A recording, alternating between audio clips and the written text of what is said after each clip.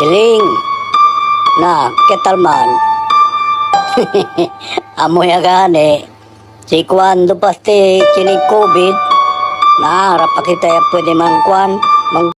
Welcome back mga ka-viral.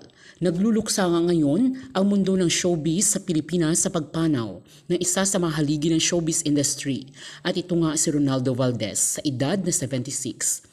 Si Ronaldo ay pumanaw nitong gabi ng December 17 ayon sa balita ng mga otoridad ay nakita nilang nakahiga ito at merong tama sa ulo katabi ng isang baril. Hinala ng mga investigador na tinapos ng aktor ang sariling buhay pagkatapos na pag-alaman na dumadaan pala ito sa matinding depresyon. Dala din daw siguro ng pag-iisip nito dahil sa kanyang sakit na cancer. Samantala, nagbigay na ng pahayag ang anak nitong si Jano Gibbs at sinabing patuloy pa ding iniimbestigahan ang pagpanaw ng kanilang ama. Aalamin din kung may foul play na nangyari at sisiguraduhin daw niya na mananagot ang sinumang gumawa niyon sa tatay niya. Nais lang talaga malaman ni Jano ang totoong sanhi ng pagpanaw ng veteranong aktor.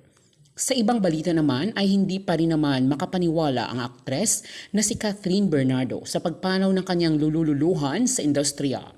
Tila nahihimatay daw nga ang aktres nang makita itong nakahiga at wala ng buhay ang kanyang lolo sir.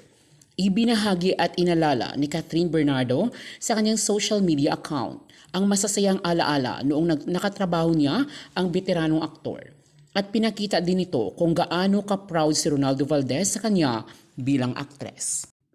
Umaasa naman ang publiko na sana daw ay mabigyan ng hustisya ang nangyari sa aktor kung sakaling merong foul play.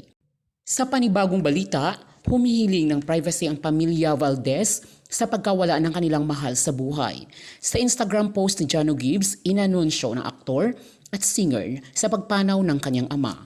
Aniya, "It is with great sorrow that I confirm my father's passing. The family would like to request that you respect our privacy in our grieving moment. Your prayers and condolences are much appreciated." Ito ang naging pahayag ng singer at actor na si Jano Gibbs. Si Ronaldo Valdez ay mula sa pamilya ng taga-showbiz. Isa siyang award-winning actor mula sa iba't ibang pagganap sa maraming pelikula na kanyang ginampanan mula pa noon. Kabilang sa mga sikat sa kanyang pamilya ay sina Jano Gibbs at Melissa Gibbs. Manugang niya ang aktres at singer na si Bing Loizaga. 1966 nang umarangkada ang kanyang career sa showbiz at simula noon ay sunod-sunod na ang kanyang ginampanang role sa mga pelikula hanggang sa telebisyon.